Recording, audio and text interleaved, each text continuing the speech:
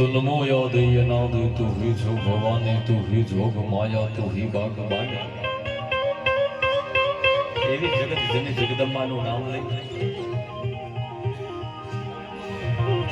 માતાજીને યાદ કરી આજ રોજ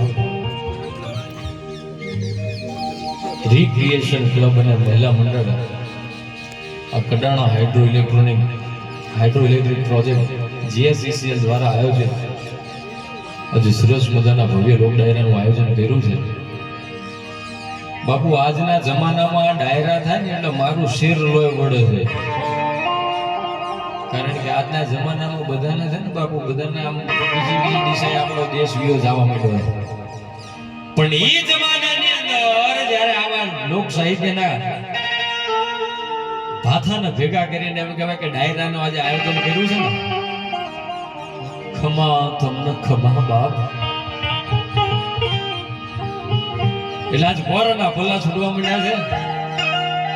અને એમાંય અમારા જીગરભાઈ એ તો અહીંના મૂળ વતની છે, અમારા સાગરભાઈ, પણ મેં જે કાઠિયાવાડથી ધક્કો કર્યો છે બાપુ કે આ શિયાળાની કડકડતી ટાઈડમાં હું કદાચ 300 કિલોમીટર દૂરથી આવ્યો હોય તો આજે છે ને આપણે બધાએ ડાયરાનું જાગરણ કરવાનું છે, એનો ઉજાગરો નથી કરવાનો મારા બાપ. એટલે છે ને આકોડા ફડકારા કરતા રહે છે બાપ, કારણ કે તમે ધંધામાં કોઈની હારે ભાગીદારી કરી શકો, તમે કોઈ બિઝનેસ કરો કે રોકાણ કરો કે ગમે ત્યાં તમે ભાગીદારી કરી શકો, પણ પડકારો તો આપણા બાપનો હોવો જોઈએ ભલા માણા, એમાં બીજી વાત ન હોય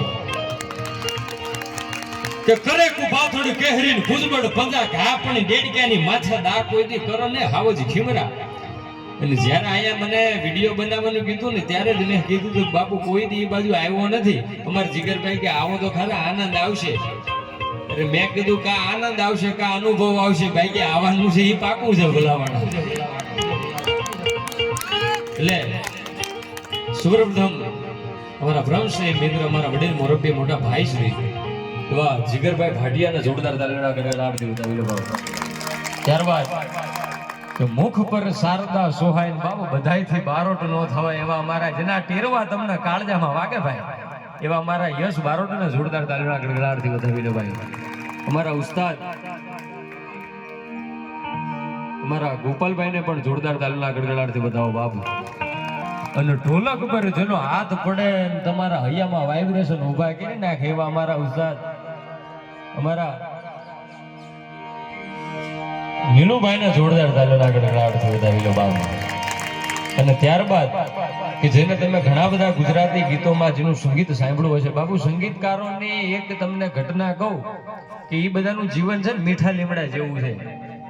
તમે કઢીમાં ડાળમાં હારામ હારો હવાદી નાખી આવો પણ ખાવા બેહે ને એટલે બધા એના દાળ ખાય પેલા સાઈડમાં કાઢી નાખે, એટલે એને તમે મોઢેથી નહીં ઓળખતા હોય, પણ ઘણા બધા ગીતોમાં જેને પોતાનું સંગીત આપ્યું છે એવા અમારા કીબોર્ડિસ્ટ બે હાથ ઊંચા એકવાર કરતા રાહુલભાઈ રાવલને જોરદાર તાલીના ગળગળાટથી વધાવી લો. અને છેલ્લે કે ઈ મને પ્રેમ કરે હું એને પ્રેમ કરું બાપ. સાહેબ કલાકારને કલાકાર ગમવાના આ બહુ રેર કેસમાં આવું બને, બાકી છે ને કોંગ્રેસ ભાજપ એક સમય એક થઈ જાય પણ કલાકારોમાં હરખાઈ નથી હું જાહેરમાં કહું, પણ ઈ મને પ્રેમ કરે હું એને પ્રેમ કરું, મને દિલને ગમતો કલાકાર એટલે અમારા સાગરભાઈ વાઘેલાના જોરદાર તાલીના ગડગડાટથી વધાવેલું બાપ. અને આજે આમ તો કહેવાય ને કે પારકા પાદરમાં જાવ એટલે પછી વિનંતી જ કરાય નકર હે લાકડા. પણ તમે નું આ પ્રેમ અને શ્રદ્ધાનું ભાથું લઈને ભેળા થયા છે, એટલે મેં જેમ પહેલા તમને કીધું સાહેબ સાગરભાઈ જીગરભાઈ આ બધા તો ગાવાના કલાકાર છે, એ લોકોને તો કેવું હોય કે ભેગા બેન્જો વાગતો હોય, તબલા વાગતા હોય, ઢોલક વાગતો હોય, હાર્મોનિયમ બધું વાગતું હોય, એટલે એ લોકો એમની આંખો બંધ કરીને ગાય ને હામાં કદાચ ધીંગાણા કરતા હોય, કોઈ બથમ બથાયા હોય ને તો એ પ્રેમથી ગઈ શકે. પણ હું તો બોલવાનો કલાકાર છું, હું સાહિત્યકાર છું, એટલે તમે બધા મને સાંભળતા હોય ને તો મને બોલવાની મજા આવે, કારણ કે તમારા પ્રેમમાં પડવાનું બીજું કોઈ કારણ નહોતું. અહીંયાથી અમે ક્યારે બોલી શકીએ કે તમારા પ્રેમમાં પડવાનું બીજું કોઈ કારણ નતું સાહેબ, અમને તો તમારી આંખોનું આમંત્રણ હતું બાપ. તમારી આંખમાં આંખ નાખવી ને તઈ અમને એમ થાય કે હવે આ ઘી દોણ આમાંથી ધોઈ લઈએ છીએ, પણ ખીચડીમાં તો જાય છે ને. બાપુ અહીંયા પહેલી વાર અહીંયા હું આ બાજુ આવ્યો છું, પણ ખરેખર આટલી કડકડતી ટાઈટમાં સાંભળવા બેઠા છે એટલે ક્યાંક ને ક્યાંક સાહેબ આ ભજનની તાકાત છે ભલામણા. કારણ કે 100 કરોડના ખર્ચે તમે મૂવી બનાવતા હોય ને લોકો, તો એ 7-8 દાડાથી જાજુ ન હાલે, પણ આ 100 વર્ષથી આજ ભજનને વાથું અહીંયા આજ પણ હાલે છે. એકવાર આપણે ગુજરાતની ધરતીને જોરદાર તાલીના ગળગળાટથી બતાવો. કારણ કે શબ્દ એક શોધો અને આખી કવિતા નીકળે, કૂવો જ્યાં ખોદો નાખી સરિતા નીકળે. અરે અલગ તાસીર છે આ ભૂમિકાની કે અહીંયા મહાભારત વાવો ને ગીતા નીકળે. બાપુ બાજવાનું કરો ને તોય ભલા માણા બે હાજરા માણા આવીને અહીંયા તમારું સમાધાન કરાવી દે. કે અલગ તાસીર છે આ દુનિયાની કે અહીંયા મહાભારત વાવો ને ગીતા નીકળે. અને હજુ પણ ધગધગે છે રેખા લક્ષ્મણની કે અહીંયા રાવણ જેવા પણ બીતા બીતા નીકળે. ભલા માણા રાવણ ને હંફાવી દે ઈ ભલા માણા ભૂમિકા છે. કારણ કે સંત સુરા સતી જતની ભૂમિકા. અને એમાંય બાપુ અહીંયા તો અમારે જીગરભાઈએ કીધું કે આ બહુ ઇતિહાસ ભાઈ ભૂમિકા છે. હવે મને મેં એવું નક્કી કરી લીધું છે એકાદ દાડો ચોમાસામાં આવે આમ તો બાકી તો પ્રોગ્રામ કરવો. બાપુ કલાકારોની કઠણાઈ એવી છે કે અમને તો કોઈ લોન નથી આપતા. અમે બેંકમાં જઈએ ને શું કરો છો, ભલે એક રાઈટના 2 લાખ રૂપિયા લેતા હોય તો કે તમારી ઇન્કમ કેટલી છે. હવે અમારા ખાતામાં 750 રૂપિયા પડ્યા હોય કે એકચ્યુઅલી તમારી લોન પાસ નહીં થાય. એટલે બાબા તમે લોન આપો છો એટલે તો રોજ અમારા સ્ટેજ ઉપર ઉડે છે કે તો એ તમારી રીતે. બાકી બેંકમાં બાપુ હવે આવી કઠણાઈ લઈને બેઠા છે.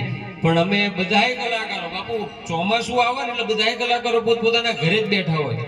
કારણ કે ચોમાસું આવે એટલે 3 વ્યક્તિ મોડા પડી જાય, એક કલાકાર, એક કેરી ને કડિયા.